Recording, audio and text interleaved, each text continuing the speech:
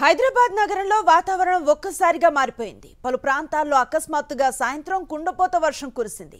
ఎల్బీనగర్ తో పాటు నగరంలో పలు చోట్ల వర్షం కురిసింది.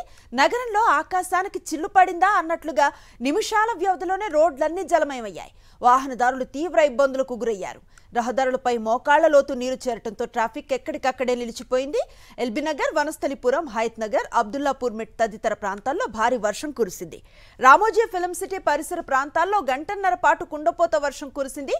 తెలంగాణలో రాబోయే 3 రోజుల పాటు ఉరుములతో కూడిన వర్షం పడే అవకాశం ఉందని వాతావరణ శాఖ వెల్లడించింది.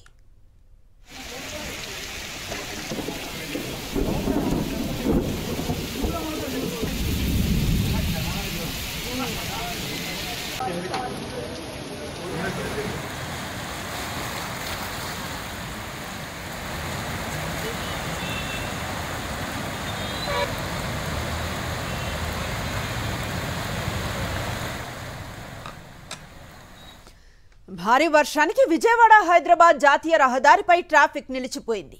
రహదారిపై మోకాలి లోతు నీరు ప్రవహిస్తోంది. నగర శివార్లో హయత్ నగర్ నుంచి సిటీ వైపుకు వెళ్లే వాహనాలు ఎక్కడికక్కడ నిలిచిపోయాయి. పోలీసులు ట్రాఫిక్ ను నియంత్రిస్తున్నారు.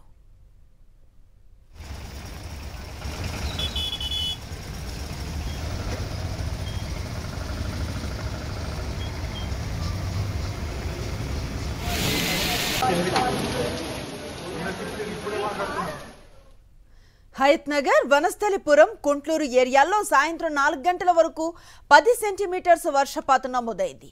ఎల్బీనగర్, నాగోల్, బౌడుప్పల్, నాచారం, మల్లాపూర్, కాప్రా, మౌలాలి, ఈసీఐఎల్, నాగారంలో మోస్తరు వర్షం కురిసింది. నగర వ్యాప్తంగా భారీ వర్షం కురిసే అవకాశం ఉందని ప్రజలు అప్రమత్తంగా ఉండాలని అధికారులు సూచిస్తున్నారు.